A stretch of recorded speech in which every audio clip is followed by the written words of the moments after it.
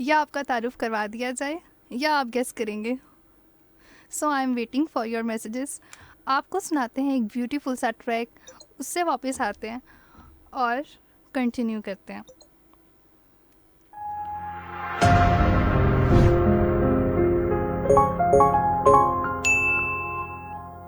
Assalamu alaikum everyone and welcome to Knowledge Connect, an official program of the University of Faisalabad, and I'm your host Dr. Amina Mehak. Today we are back with another episode to explore TUF, that is connecting to you for the brightest mindset, for the innovative thinkers, for the industry leaders, and today we have another esteemed guest.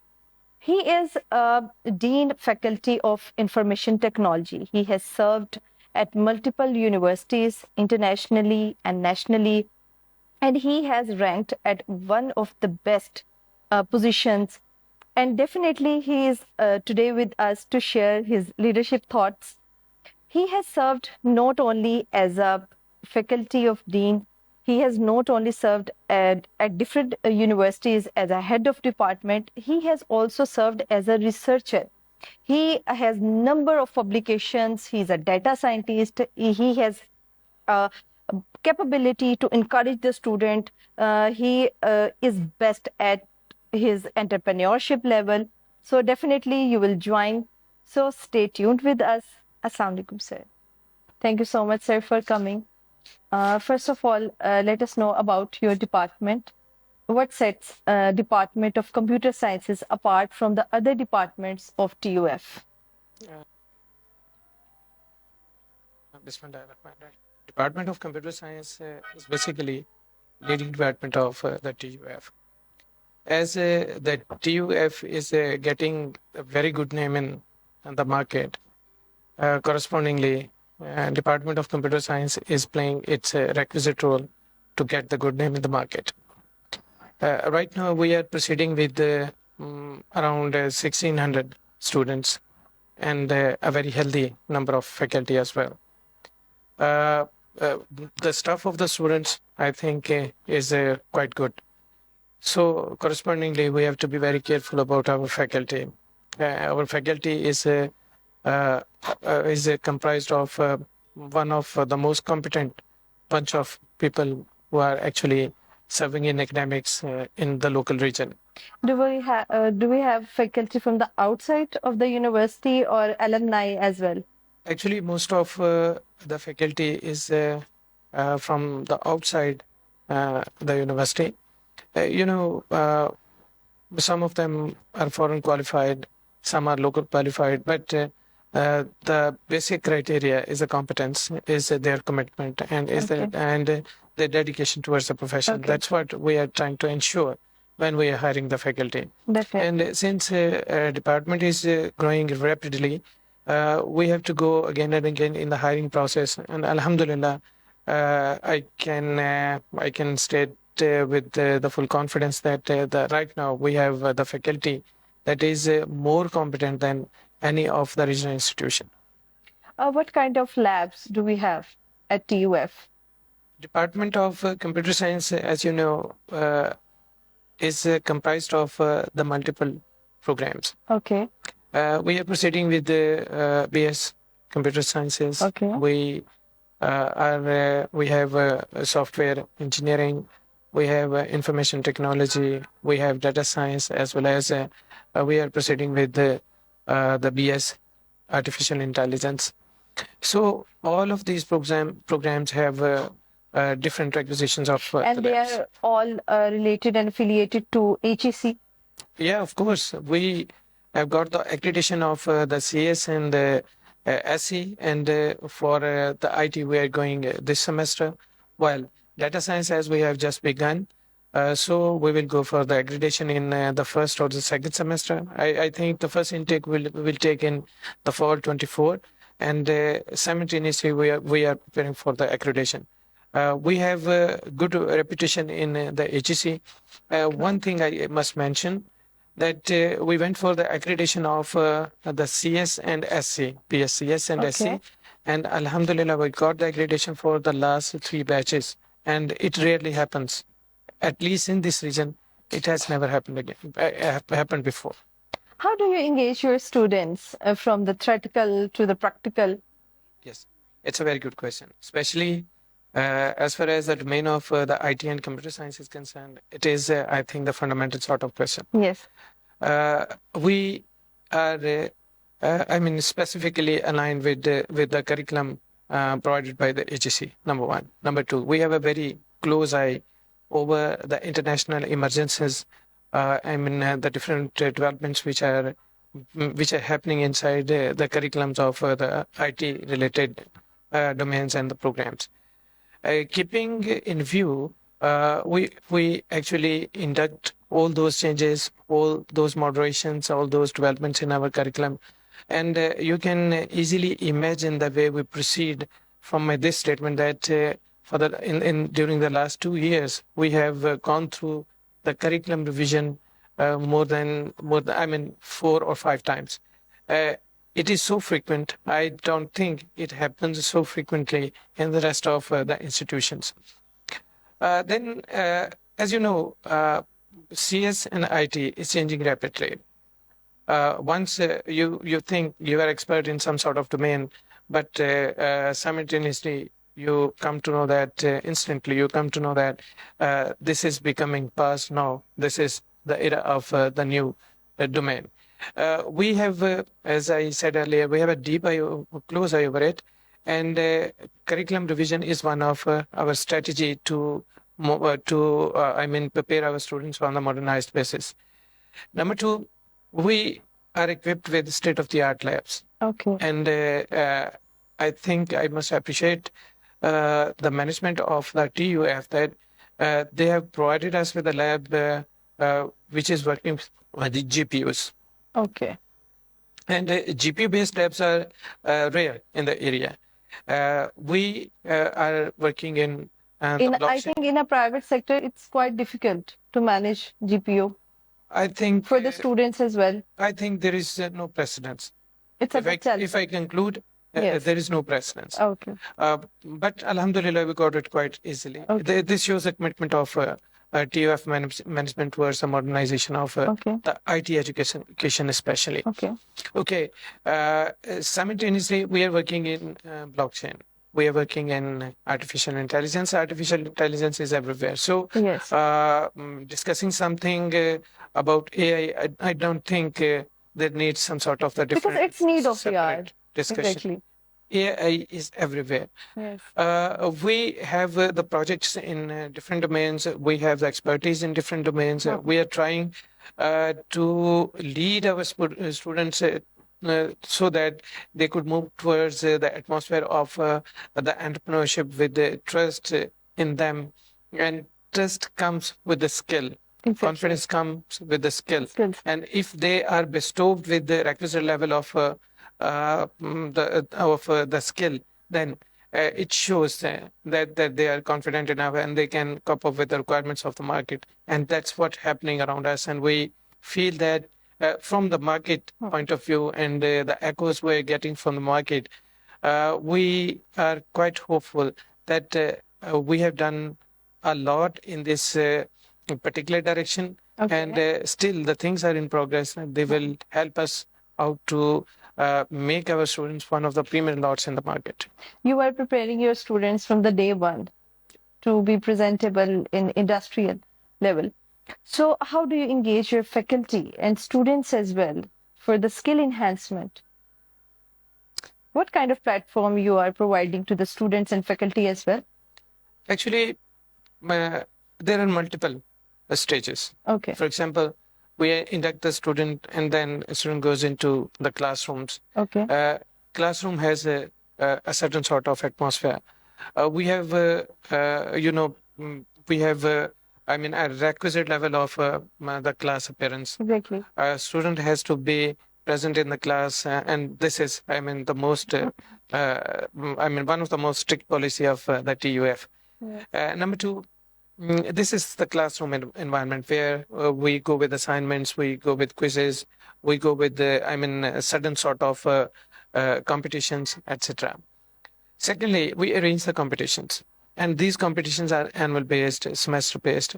They are typically related to the course outlines that's directed by the ATC requirement. Sort of. They are partially related to their course outlines, to their contents, but majorly we focus over the market requirements. For example, once you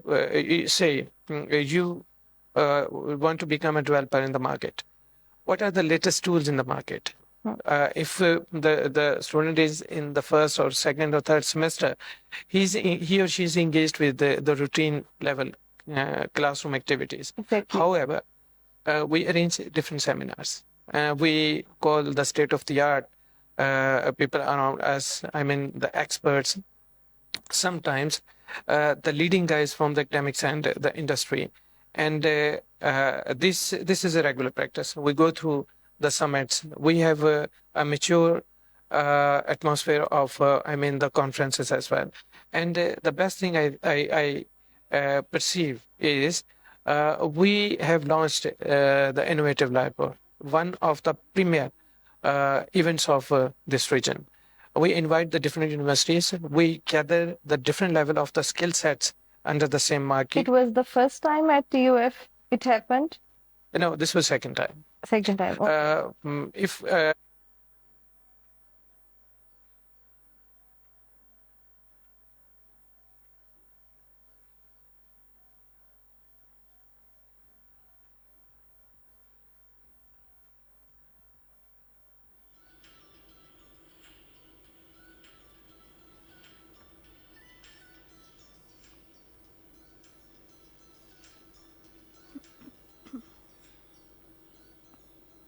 Welcome back, Faisalabad. You are listening to Disc on Demand on Wave FM 96.6 और मैं हूँ आपकी host RJ Minahil.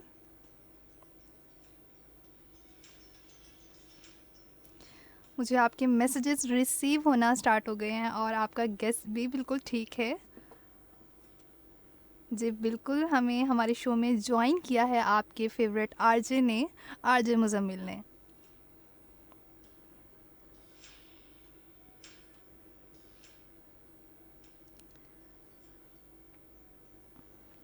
So moving on forward,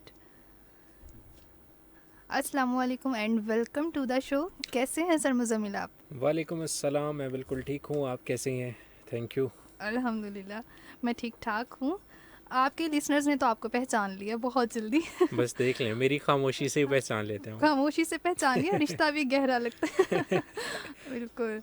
आप बताएं, आपको कैसा लग रहा है मुझे होस्ट करते हुए? मुझे अच्छा लग रहा है और अच्छी फीलिंग आ रही है लगना भी और चाहिए।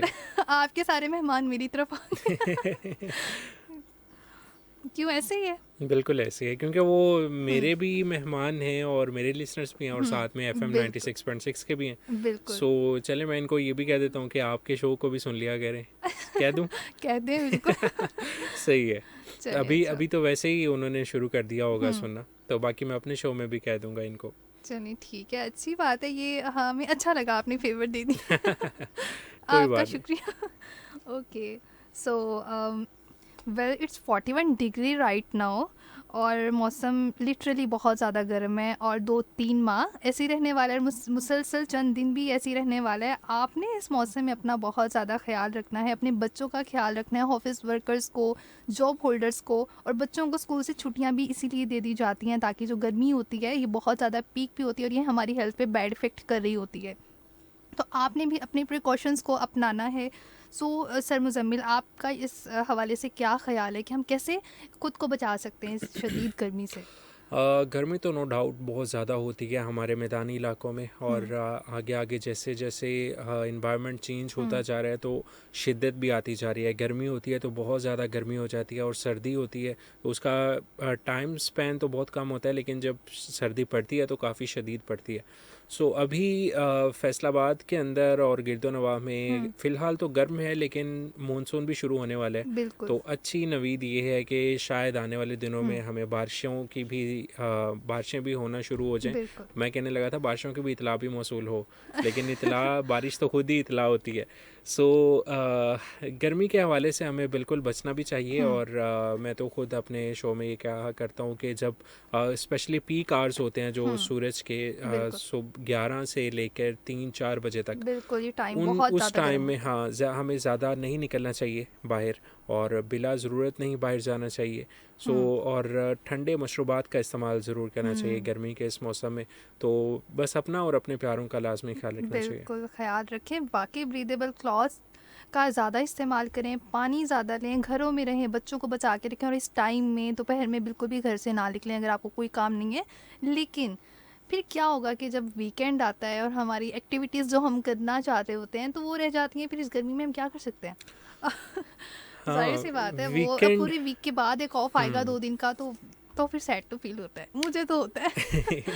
अब वीकेंड तो हमारे लिए हम्म। स्पेशली जो ऑफिस हम्म। वर्कर्स या फिर स्टूडेंट्स भी कह लें, वो भी इसी में आ जाते हैं। उनके हम्म। लिए तो फिर वो ईद ही होती है कि हम्म। सारा हफ्ता हमने काम किया है, और वीकेंड के ऊपर जो छुट्टी या हम्म। छुट्टियां आएंगी तो उसमें फिर हम इंजॉय भी करेंगे। और ज़्यादातर तो हमारे तो जो पहले से पूरे वीक के काम निकले हुए होते हैं हम्म। वो किए जाते हैं। और बिल्कुल। अगर टाइम मिलता है तो फिर थोड़ी बहुत आउटिंग कर ली जाती है, तो बिल्कुल। मज़ा आता है वैसे वीकेंड का। लेकिन बुरी चीज़ वीकेंड की ये है कि ये बहुत जल्दी गुजर जाता है, हम्म। कि मुझे लगता है ये। जल्दी गुजर जाता है। मुझे सैटरडे इसीलिए बहुत पसंद है, संडे आता है तो हाँ बिल्कुल। बहुत। मुझे बचपन से संडे नहीं पसंद, मुझे सैटरडे की नाइट पसंद है, क्योंकि बिल्कुल। आपका वो माइंड रिलैक्स होता है, हम्म। साइकोलॉजिकली आप बहुत रिलैक्स होते हो कि हम्म। यार कल छुट्टी पड़ी है, और बिल्कुल। रात में सुकून से सोऊंगा, और या लेट भी सो जाऊं तो मतलब मज़ा कोई आएगा मसला कल। नहीं है। और वही इससे बिल्कुल ऑपोजिट होती है संडे की रात, हाँ। क्योंकि आपको पता होता है कि सुबह मंडे आ जाना। रहा है और फिर से वही रूटीन शुरू हो जाएगी, हम्म। वही सर्कल में आपने बिल्कुल घूमने। ऐसा होता है। मुझे स्टार्टिंग से ही, बचपन से मुझे सैटरडे बहुत पसंद था, क्योंकि हम उसमें फ्री होते हैं और नेक्स्ट डे हमारे हम्म। पास एक पड़ा होता है डेफिनेटली। और संडे पे पता नहीं क्यों एक खौफ तारी होता है कि नेक्स्ट डे जाना है। और ऐसा भी होता था कि अगर मुझे कभी मंडे ऑफ होता था तो मैं हम्म। फिर भी घबरा जाती थी, नहीं लगता था, क्योंकि सब बिजी होते हैं, कोई होता नहीं है, हाँ हमने एंजॉय करना होता है, कोई एक्टिविटी करनी होती है डेफिनेटली, तो बड़ा बोरिंग फील होता है मुझे तो। बिल्कुल, ये नेचुरल चीज़ है, हम्म। क्योंकि हमने हाँ मंडे को हम्म। वो रखा हुआ है कि काम का पहला काम दिन का है, पहला दिन है। और हमने काम शुरू करना है, और हम्म। 4 से 5 दिन अगले बस सर नीचे फेंक के काम ही करना है। सो बिल्कुल। इसलिए थोड़ा सा हेक्टिक होता है मंडे को हाँ। गुजारना। लेकिन फिर जहाँ इतने मंडे गुजार लिए हैं और भी गुजर जाएंगे। और भी गुजार लेंगे, कोई मसला नहीं है। ओके, तो हमें बहुत सारे मैसेजेस रिसीव होना स्टार्ट हो गए हैं, और आप लोगों का गेस बिल्कुल ठीक था। सर मुजम्मिल ने ही हमें ज्वाइन किया था आपके शो में। और इकरा शहजादी का मैसेज है, कहती हैं सोनी आप ही थोड़ी आवाज़ कोयल दी आवाज़ वर्गी है, और मैंने बहुत सोनी लगती है। Okay, thank you so much. Humaira का मैसेज है, कैसी हैं आप, फर्स्ट टाइम आपका शो सुन रही हूँ, अच्छा लग रहा है, सलाम सर को। कैसे वालेकुम हैं सर? सलाम। अल्हम्दुलिल्लाह मैं बिल्कुल ठीक हूँ। जी बिल्कुल सर। आप सुबह आयशा आप ही के शो में इतनी लेट क्यों आए थे, एंड टाइम पे आए थे, आप बताएं, गिला कर रहे हैं आपके लिसनर्स। पहले तो मेरा गिला ये बनता है कि आयशा शाहिद के शो में मैं नहीं आ रहा था। वो अच्छा। तो मैं बस ऑफिस आ गया तो इसलिए मैं बैठ गया हूँ, क्योंकि ना तो आयशा आपी ने मुझे बताया और ना ही अच्छा। आप लोगों ने मुझे कहा था आने के लिए, अच्छा। इसलिए बस वो तो मैंने फिर भी सरप्राइज दे दिया लास्ट मोमेंट सरप्राइज पे। था। तो इसलिए मुझे बिल्कुल नहीं, वो बल्कि मेरे लिए सरप्राइज था कि मैं शो में बैठ रहा हूँ। आपके लिए सरप्राइज था और आपने अपने लिसनर्स को सरप्राइज दे दिया। हाँ बिल्कुल। और तो उस पे भी वो गिला कर रहे हाँ, नहीं नहीं नहीं, गीला ख़त्म हो गया, बिल्कुल गीला नहीं है। मीना हिलापिया, अस्सलाम वालेकुम, how about you? Alia Khan, मैं बिल्कुल ठीक ठाक हूँ, आप कैसी हैं? Welcome to the show. Farooq sir या मुज़म्मिल अशरफ, इनमें से कोई एक होगा। और you are so nice and your show is also nice, thank you so much. Sadaf 208 रेबे से, अस्सलाम वालेकुम, आप ही कैसी हैं? आपका शो बहुत ही अच्छा है, मैं आप ही मेरी तरफ से भाई फ़ारूक और सुनने वालों को सलाम। मुज़म्मिल सर आपके शो में आएंगे क्या आप? आज भी बोझ ड्रामे का OST प्ले कर दें। जी श्योर, प्ले कर देंगे। और ये मैसेज आई गेस कि हम लेट पढ़ रहे हैं इसलिए, हाँ और जी मैं जी आ जी चुका जी। हूँ। इट्स ओके, बट ट्वीट कर देते हैं, क्योंकि हाँ लास्ट टाइम जब ज़रूर। शो किया था तो लिसनर्स ने बहुत गिला किया था कि आपने मैसेजेस रीड नहीं किए। और आपके लिए हैप्पी न्यूज़ ये भी है आप तमाम लिसनर्स के लिए कि मैं आज विदाउट ब्रेक शो करूँगी, क्योंकि 6 o'clock तक होगा, तो मैसेजेस जस्ट भी सारे रेडियो कहानी आएगी और फिर उसके बाद यस, रेडियो कहानी, आपके मैसेजेस रीड करेंगे और गपशप करेंगे आज। क्या हाल है प्यारी बहना, आपका शो और आपकी आवाज़ माशाल्लाह बहुत नाइस है। हम सबके फेवरेट आरजे मुज़म्मिल को भी दिल की गहराइयों से अस्सलाम वालेकुम। आपका शो इतना लेट क्यों शुरू किया है? ये शो लेट स्टार्ट होने की वजह ये थी कि आज मेरा एग्ज़ाम था और मैं थोड़ा लेट फ्री हुई थी, और नेक्स्ट इंशाल्लाह 4 to 6 ये डेली सैटरडे रेगुलर हुआ करेगा। जी बिल्कुल, ये मैंने इसीलिए सोचा कि चलें कोई इट्स ओके ये कर देते हैं, कंसेक्टिव शो कर देते हैं 6 o'clock तक। और ये फौजिया राजपूत भी यही कह रही हैं कि आपको 7 बजे तक शो करना चाहिए, बट ड्यू टू कुछ मसरूफियात की वजह से हम ये नहीं कर सकेंगे। सो इंशाल्लाह लिसनर्स की सुनने पे आए तो सुनने हम 12 बजे तक बैठे बिल्कुल रहे। 12 बजे तक बैठे। अस्सलाम वालेकुम मिनाहिल जी, क्या हाल है आपके? प्लीज़ कमजर्फ का OST प्ले कर दें। जी कर देंगे।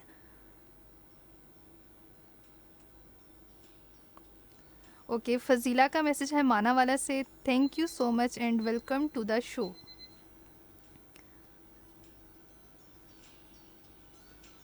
लिसनर का मैसेज है और इन्होंने अपना नाम मेंशन नहीं किया है, but thank you all the way. Muzammil भाई तो वेव FM की रौनक हैं। जी बिल्कुल, आपने भी अपना Thank नाम you. मेंशन नहीं किए। जी मुनीबा का मैसेज है, सॉरी मुनीबा का मैसेज है फैसलाबाद से, मुजम्मिल भाई FM की रौनक है, बिल्कुल ऐसा ही है।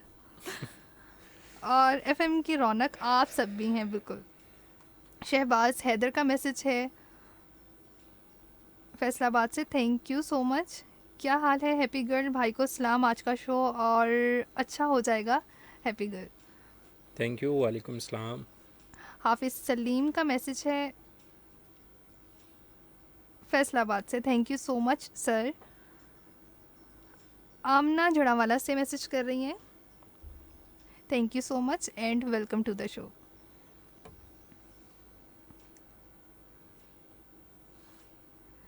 मानो अस्सलाम वालेकुम आपी जी, क्या हाल है? आज भाई को सलाम। भाई जी क्या हाल है? अच्छा सरप्राइज़ है। और आपका पेपर कैसा हुआ?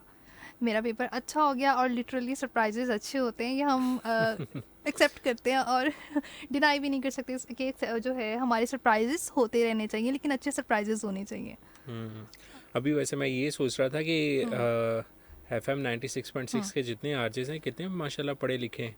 मतलब बिल्कुल। सबके एग्जाम्स चल रहे हैं। सबके एग्जाम्स चल मुस्कान के भी वाइवास चल रहे थे, मेरे भी चल रहे थे, आप भी कह रही हैं आपके भी एग्जाम्स हैं। सही है जी, यानी सारे पढ़ रहे हैं। बिल्कुल सारे पढ़े हैं, और हिम्मत वाली बात है, बहुत हिम्मत वाली भी है कि इतनी गर्मी में हम एग्जाम्स देने जा रहे हैं। हाँ, बिल्कुल, सही ये है। मोटिवेशन है भैया, ये गर्मी में मोटिवेशन है। और वीकेंड पे आप जो है ना अच्छी अच्छी एक्टिविटीज़ को कंटिन्यू रखें, क्योंकि एग्जाम्स देने पड़ते हैं कभी गर्मी में आके भी। आपके गेस्ट बहुत नाइस हैं और पूरा फैसलाबाद इनके चाहने वाले हैं, इनको सलाम Alia Khan. Thank you so much Salia Khan.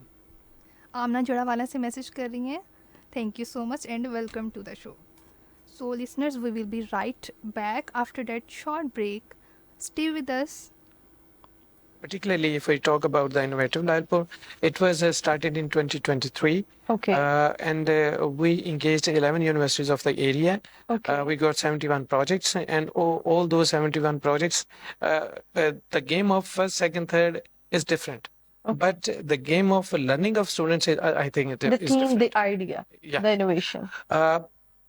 The best projects of the Faisalabad were gathered under the same marquee. Our students went through those projects. Luckily, in the first version of the Innovative Lalpur, all 3 positions got by TUF. That's I don't think it can be a matter of pride, but I think this shows the commitment and the skill set of our students and the faculty as well. Recently, on the 3rd May, in the previous month, we again hosted the Innovative Lalpur 2.0. It was participated by 26 universities from all over the Pakistan.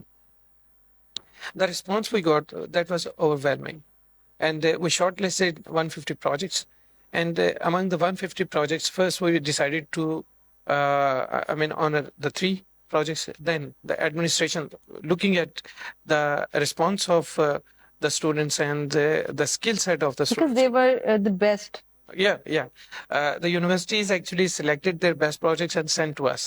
Definitely. When we went through the competition, we realized that the students must be encouraged. They did the fabulous jobs. in uh, in their in their projects. I mean, if someone was concentrating over the agriculture, the idea was innovative. The input was marvelous. The tools were used. I think as much as I can appreciate them, it will be less than the requisites. I cannot. I mean, I have no appropriate words to appreciate the people. I mean, someone sitting in the Rahim Yar Khan or in the Cholistan, and he's working on the agriculture. He's trying to, I mean, impact the best market practices under the same roof. And I mean, when we went through the evaluations, we realized that the youth is no more. I mean, no longer restricted with the local values. Exactly. They are working on the modern basis, and so modern And I sometimes think we got really missed. appreciated. They traveled all along the way towards the Faisalabad at the TUF to present their projects. Yeah, to present their projects. Actually, for me, they actually expressed the level of their skills and the level of their academic as well as the industrial commitments at their institutions. Even the heads of institutions, I mean the vice chancellors, took the deep interest in it. They came over here and they even went through the evaluation criteria, through the evaluation process, and the feedback was excellent. The basic question you are interested in was how we are engaging them. Exactly. When the students go through 150 different sort of the projects with different sort of tools, and those are already shortlisted, already, I mean, won some of, I mean, smaller or intermediate level of the competitions, it not only enhances the students' thirst to jump into these skills, but also it encourages the students to have the opportunities those are existing globally. For example, recently we had a seminar and we just presented a report of the World Economic Forum.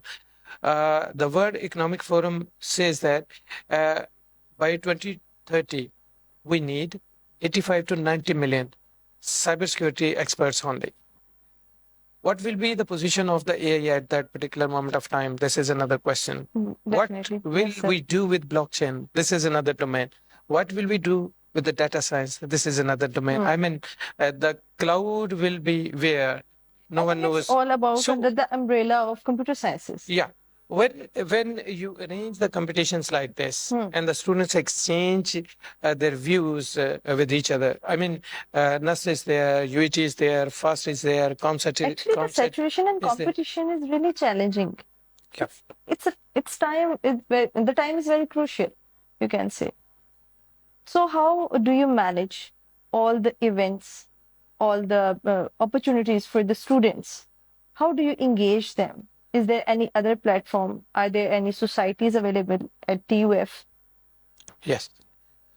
We actually right now at that at the TUF level there are multiple societies, long list of society sir. is there, and the concerned departments are doing very good.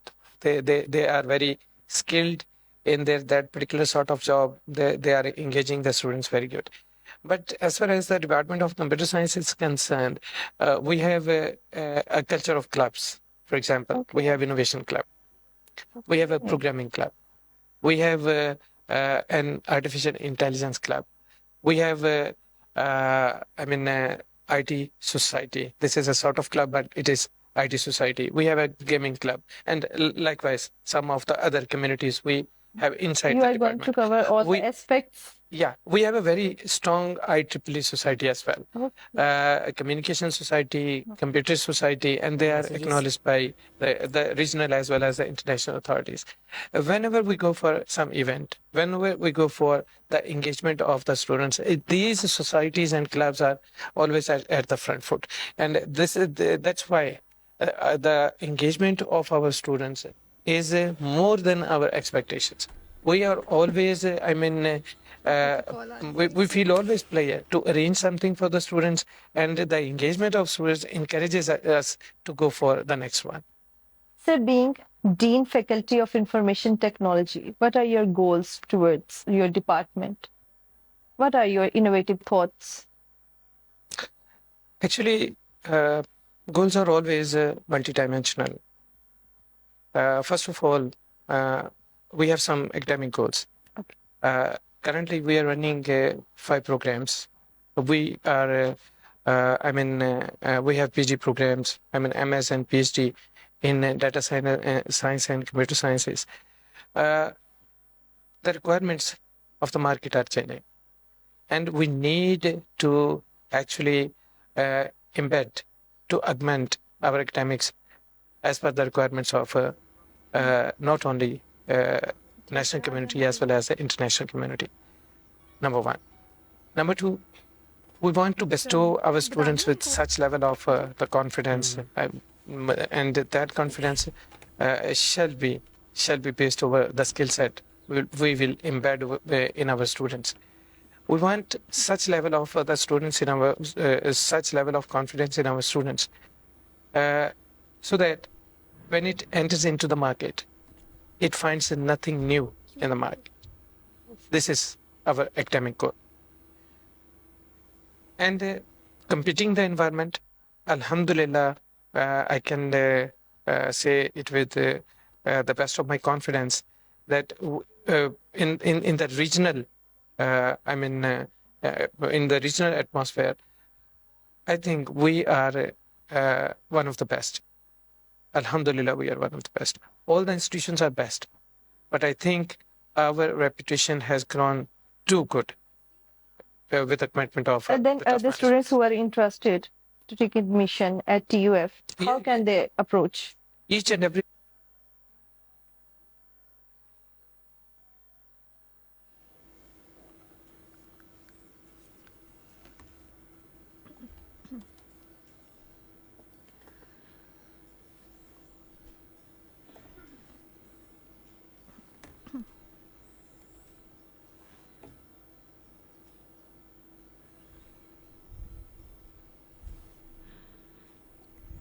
Welcome back.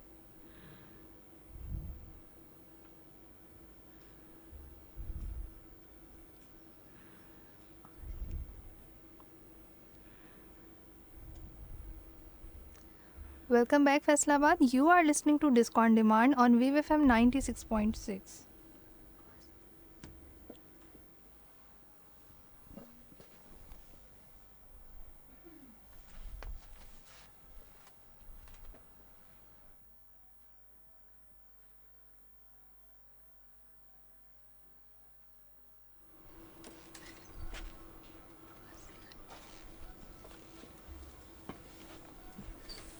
हमसे राब्ते के लिए आप मिलाएंगे 0334 1966 966 03341966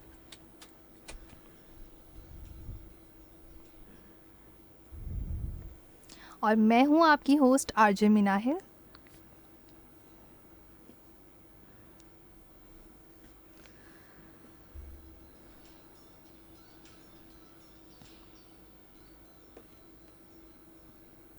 आपके messages को read करते हैं।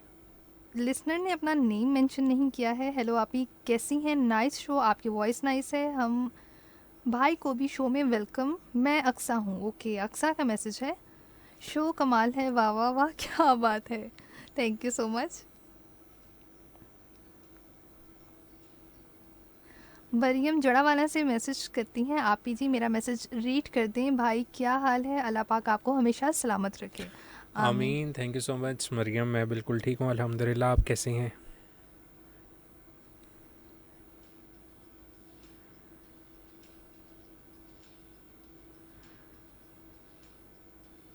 Okay आप ही मिनाहिल जी, अस्सलाम वालेकुम। सबसे पहले वेलकम करता हूँ मिस्री मोहम्मद सलीम 74 सत्याना रोड फैसलाबाद से। मेरा मैसेज पूरा रीड कीजिएगा।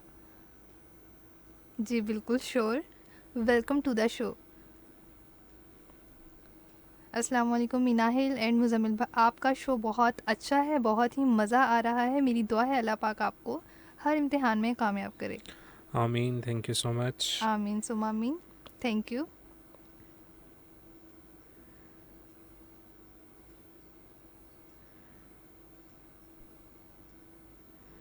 सदफ 208 रेबे से अगेन मैसेज करती हैं कि आपने जो मेरा मैसेज पढ़ा था वो मैंने आयशा आपी के शो में किया था।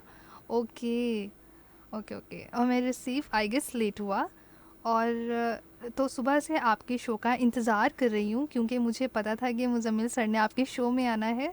मेरी तरफ से मुज़म्मिल सर को और तमाम सुनने वालों को सलाम।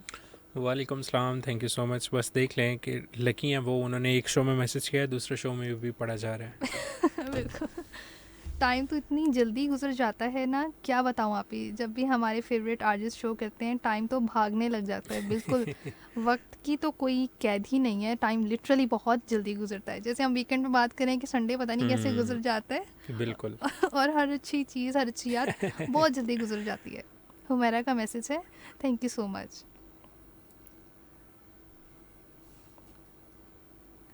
आ जाएं आप ही भाई, मैंगो शरबत पी लें।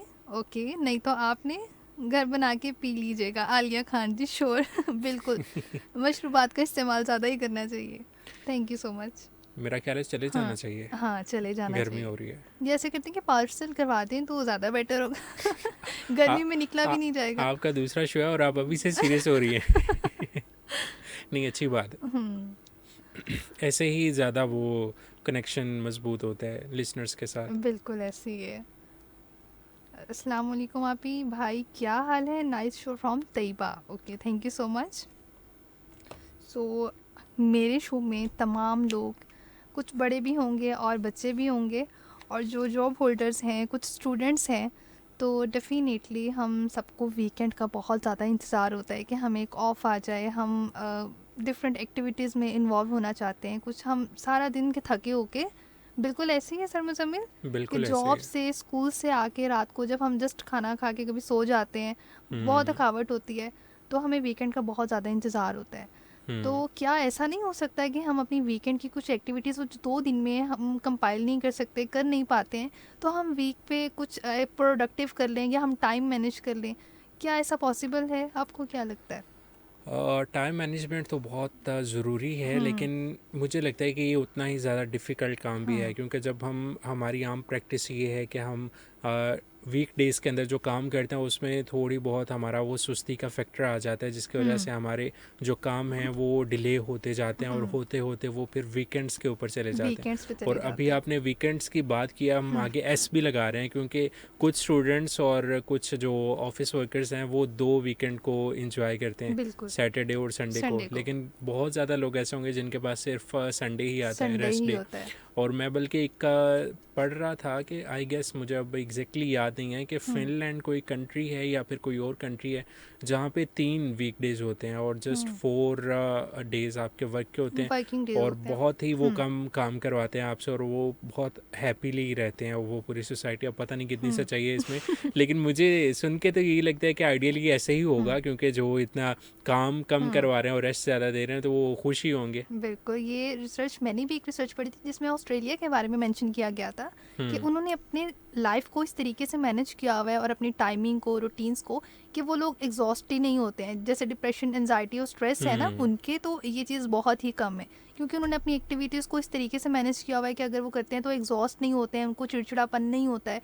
तो हम हम्म समटाइम्स बहुत ज़्यादा चीज़ों में खुद को बहुत ज़्यादा इंडल्ज कर लेते हैं, तो हम्म मैनेज होता है, हो मुझे जाता है, लेकिन हाँ, मुश्किल भी होता है मुझे समटाइम्स। ये लगता है कि इंसान जितना ज़्यादा फ्री हुँ, रहेगा ना, वो उतना ही ज़्यादा ये एनजाइटी स्ट्रेस में चला जाएगा। हुँ, क्योंकि अगर आप अपने आप ये को भी है, जितना बिजी रखेंगे, आपका टाइम भी स्पेंड होगा स्पेंड और हो आपको जाता है। पता भी नहीं चलेगा कि आपकी ज़िंदगी में क्या चल रहा है। हुँ, जितना आप अब यही देख लें कि हमारे यहाँ ये बहुत मशहूर है कि रात को आपको पुरानी यादें आती हैं, रात को हुँ, कोई आपका ट्रॉमा आपका दोबारा से ज़िंदा हो जाता है और बिल्कुल आप ऐसे। उसमें वो आपको ट्रिगर करता रहता हुँ, है। तो जस्ट इसी वजह से कि आपको नींद नहीं आती। हुँ, जब नींद नहीं आएगी, आपके पास फ्री टाइम होगा और आप पता नहीं ओवर थिंकिंग करते करते बिल्कुल। किस समुंदर में गोते खा रहे होंगे। हुँ, सो अगर आप अपने टाइम को इस तरह से मैनेज करें कि सारा दिन आप इजीली हुँ, बिजी रहें एंड देन उसके बाद रात को सिर्फ सोएं, तो फिर मुझे लगता है कि ऑब्वियसली वो फिर सारी स्ट्रेस और हुँ, एनजाइटी का टाइम ही नहीं होगा हमारे नहीं पास, होता वो हम ओवर एग्ज़ैक्टली। थिंकिंग का टाइम नहीं होगा। हुँ, तो इजीली हम अपनी ज़िंदगी को खुशहाल बना सकते हैं। ये बात इसमें बिल्कुल सच्चाई है, क्योंकि हमारी लाइफ में हमें फ्री टाइम भी चाहिए होता है, लेजर टाइम चाहिए ही है, और हमारी वर्किंग रूटीन भी साथ साथ चलती रहनी चाहिए। अगर हम इन चीज़ों में खुद को निकाल लेंगे तो डेफिनेटली हमारे पास बहुत ज़्यादा फ्री टाइम होता है, जिसमें हम फ्री एक्टिविटीज़ में इन्वॉल्व हो जाते हैं, या हम बिल्कुल अपने ट्रैक से उतर जाते हैं। कि मुझे भी, मेरे साथ भी ऐसा ही होता है समटाइम्स, कि मुझे कभी संडे भी नहीं मिलता है फ्री रहने के लिए। तो जब मेरे साथ कुछ टेन्योर के लिए ये मुसलसल चलता रहा, तो बाद में मुझे रियलाइज़ हुआ कि संडे होना और सैटरडे ये डेज फ्री होना भी बहुत ज़्यादा ज़रूरी है अपनी लाइफ के साथ। तो बिल्कुल, बहुत बड़ी हाँ, नेमत है ये, क्योंकि बिल्कुल। आपने सारा दिन हम्म, काम करना है, तो एक आधा दिन तो आपके पास ऐसा होना चाहिए होना जिसमें चाहिए। आप फ्री हो। हालांकि होता तो वो भी आइडियली फ्री नहीं है, हम्म, क्योंकि आपके दूसरे बड़े काम होते हैं। बिल्कुल। अगर कोई स्टूडेंट है या ऑफिस में जाने वाला शख्स है, तो उसको घर के बहुत ज़्यादा काम बिल्कुल निकले हुए ऐसे ही होंगे, है, उसने सारे दिन के वीकेंड पे काम। हाँ वही करना है, और वीकेंड भी गुजर जाता है। तो बस फिर भी दिल को तसल्ली होती है कि चलो नेक्स्ट वीकेंड आ जाएगा और हम थोड़ा रिलैक्स फील करेंगे। ये तो है, सो इसी तरह से ज़िंदगी चलती है। चलती रहनी चाहिए ऐसी। और डेफिनेटली मैनेज तो हमने ही करना होता है, तो वर्किंग डेज भी ज़रूरी हैं साथ साथ। और ये हमने वीक डेज भी, हमारे लिए जो वीक वर्सेस वीकेंड है, वो यही सब कुछ है कि आपने कैसे मैनेज करना है। अपने आप को प्रोडक्टिव भी रखना है आपने। अगर रात में आप जल्दी फ्री हो जाते हैं, तो आप सारे दिन के काम करके रात में हम सोते हुए हमें डेफिनेटली बहुत सारी थॉट्स आती हैं कि आज ये हुआ वो हो गया। लेकिन अगर आपका दिन प्रोडक्टिव होगा तो आपके लिए सब कुछ अच्छा होगा। रात की नींद भी अच्छी होती है और वो थॉट्स भी बहुत अच्छी होती हैं। हाँ, कुछ लोग जो हैं वो इमेजिनेशन भी करते हैं। बिल्कुल। मैं तो खुद इमेजिनेशन में चला जाता हूँ कि ये तो अच्छा, बहुत ही कॉमन है। हाँ, तो मुझे लगता है कि वो बड़ा मज़े का चीज़ होती है। अगर आप ओवर थिंकिंग की बजाय इमेजिनेशन में कुछ प्रोडक्टिव सोचते हो, तो वो ज़्यादा मज़े का होता है, क्योंकि वो मुझे लगता है आपको रिलैक्स भी फील करवाता है और आपको थोड़ा बहुत मोटिवेट भी करता है कि आप सोच रहे हो कि आपके साथ क्या होगा, आप क्या करने वाले हो, और जो ख्वाब आपने सोचे होते हैं उनको आप असल में होता हुआ देखते हो सिर्फ इमेजिनेशन में। बिल्कुल। सो वो मज़े का होता है सीन। आप भी करती हैं? बिल्कुल मैं करती हूँ, लेकिन इमेजिनेशन होनी चाहिए, थिंकिंग होनी चाहिए, ओवर थिंकिंग नहीं होनी हाँ, चाहिए। बिल्कुल। और इमेजिनेशन और थिंकिंग के साथ इंसान का मेहनत करना और वक्त ये काम करना भी बहुत ज़्यादा ज़रूरी हाँ, होता है। ऑब्वियसली, क्योंकि बिल्कुल। वो ज़ाहिर बात है कि अगर आप सिर्फ इमेजिन ही करते रहेंगे तो आपको सक्सेस नहीं मिलेगी। बिल्कुल सक्सेस ऐसे ही आपको है। काम करके ही मिलनी है, जब आप बिल्कुल। शुरू करेंगे काम को। तो ये नहीं कि हमारे वीकडेज भी बहुत ज़्यादा इंपॉर्टेंट है। बिल्कुल, ऑब्वियसली वीकडेज इम्पोर्टेंट तो हैं, लेकिन हेक्टिक भी हो जाता है, हेक्टिक भी इसलिए हो शायद जाता है। हमें ये पसंद नहीं है। तो इस गर्मी के मौसम में इतनी शिद्दत में आपका जो है वीकेंड कैसा गुजरा है आजकल? मेरा वीकेंड, अच्छा, मेरा वीकेंड में सबसे जो मज़े की चीज़ ये होती है ना मेरे लिए, वो होती है कि सुबह मैं लेट उठूँगा। क्योंकि मैं सुबह कोई हरी नहीं है, मुझे जल्दी नहीं है, मुझे ऑफिस के लिए तैयार नहीं होना, मुझे ट्रैवल नहीं करना इतना ज़्यादा।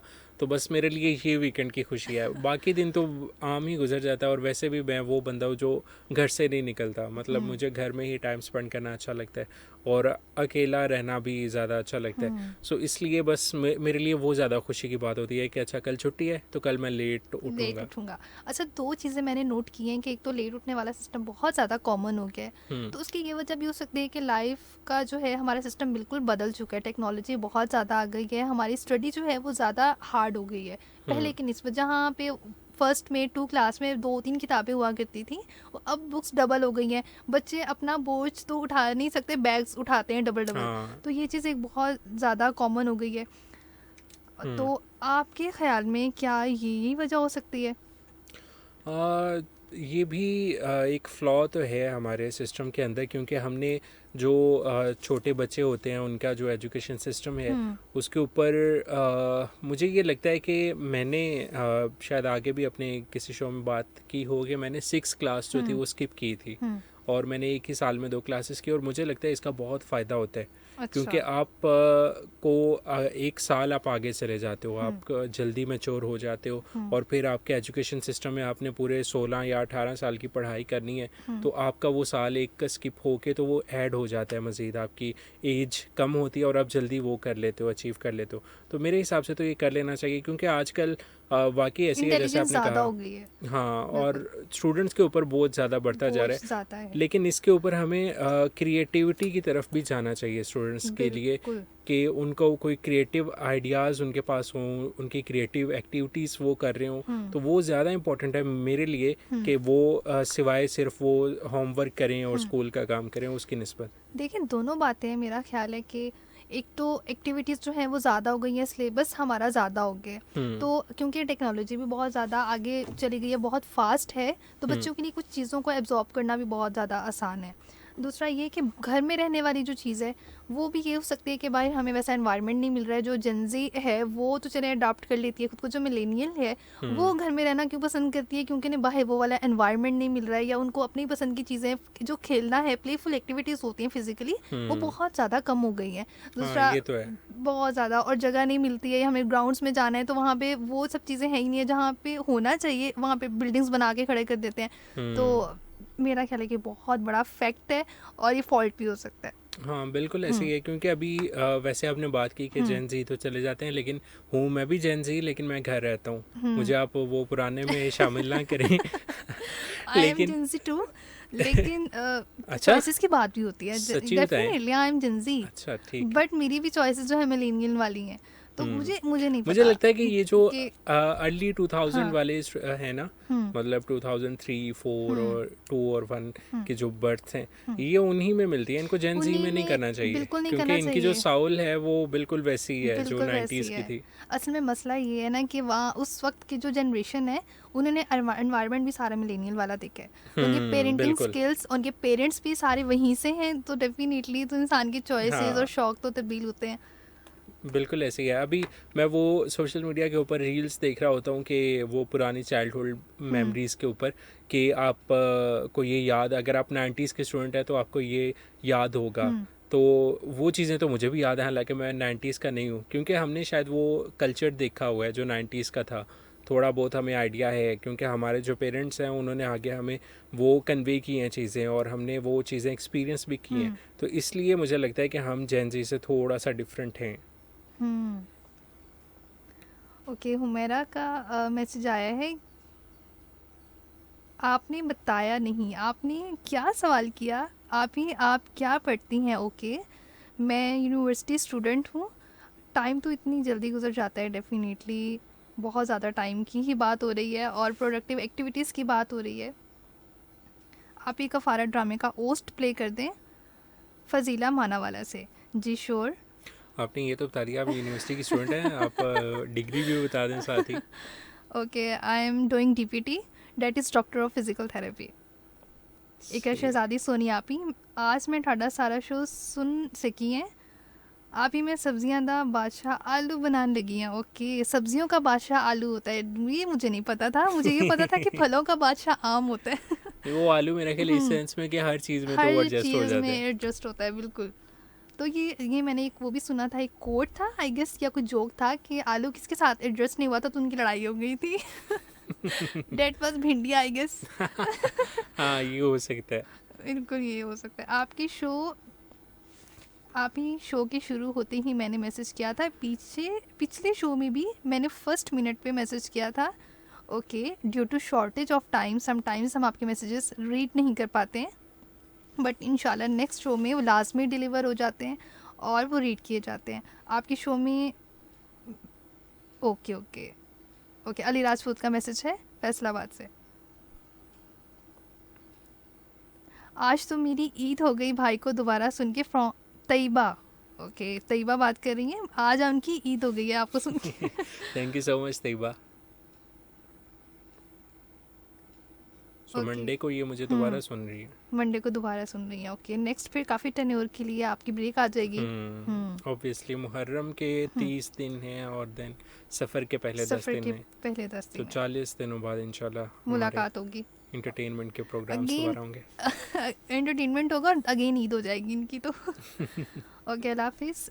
एंड सुबह मैंगो मिल्क शेक बनाते हैं, इस टाइम मैंगो वाटर शेक। काश हम टाइम को रोक सकते और आप बोलते रहें हम सुनते रहें। आलिया खान। एंड अल्लाह हाफिज़, क्योंकि मैं पैकिंग के काम में लगी हूँ, मेरे हस्बैंड कराची जा रहे हैं एक वीक के लिए। बेस्ट ऑफ लक, अल्लाह आप दोनों को हमेशा खुश रखें। आलिया खान, आमीन thank you so and much. Have a safe journey for Yes. Him. और वैसे मैंने मैंगो का वाटर शेक पहली दफ़ा सुना है। मिल्क शेक तो पिया भी है और वो आम भी है, लेकिन मैंगो का वाटर शेक, वाह। मेरा ख्याल है कि उसकी रेसिपी कुछ ऐसे हो सकती है कि उसको मैंगो मिल्क और जो होती है हमारी शुगर होती है उसको ब्लेंड करते हैं ग्राइंड अच्छा, करते हैं, तो उसकी मिल्क जगह वो उसमें मेरा भी ख्याल आता है है? कि वाटर, डेफिनेटली उसमें शेक में मिल्क आता है, बट मैंगो वाटर में मेरा ख्याल है कि वाटर ऐड कर देते हैं। हो ये सकता अब आप ही बताएंगी है। आप हमें रेसिपी आप दोनों भेज दें। दोनों भेज हम दें आप। डिफरेंस कर लेंगे उसका। ओके, पार्सल नहीं तो डेफिनेटली रेसिपी तो आनी चाहिए। हाँ, रेसिपी आएगी तो हमें मिनाहिल बना के हम्म, पिलाएंगे। जी सही है। श्योर। अस्सलाम वालेकुम मुज़म्मिल भाई, वीकेंड बहुत ही जल्दी गुजर जाता है, 6 दिनों का जो काम है वो एक दिन में करना पड़ता है जाहिद, हम्म। ऐसे ही है, ये तो है, वीकेंड बहुत जल्दी गुजर बहुत जाता है। जल्दी। अभी हम्म ये मेरा तो है नहीं हम्म वीकेंड, क्योंकि मैं आज भी आपके साथ हूँ। हम्म तो हम मैं क्या बताऊँ। डेफिनेटली जो वही बात है, जॉब होल्डर्स का, जो वर्कर्स हैं उनके हम्म, लिए तो थोड़ा डिफ़िकल्ट होता है, वीकेंड का भी पता नहीं चलता। बिल्कुल। तो टाइम वाकई बहुत ज़्यादा जल्दी गुजरता है, हमने मैनेज करना ही पड़ता है हमें किसी ना किसी तरह, लेकिन हम्म, अगर लाइफ के किसी एक पार्ट में आप मेहनत कर लेते हैं तो आपकी ज़िंदगी के अगले 40 साल 30 साल हम्म, बहुत अच्छे और बहुत इजीली गुजर जाते हैं। बिल्कुल, जीना इसी का नाम है। जीना इसी का नाम है, मेहनत करना भी यही होता है, और इसके साथ ज़िंदगी ज़्यादा आसान और अच्छी हो जाती है।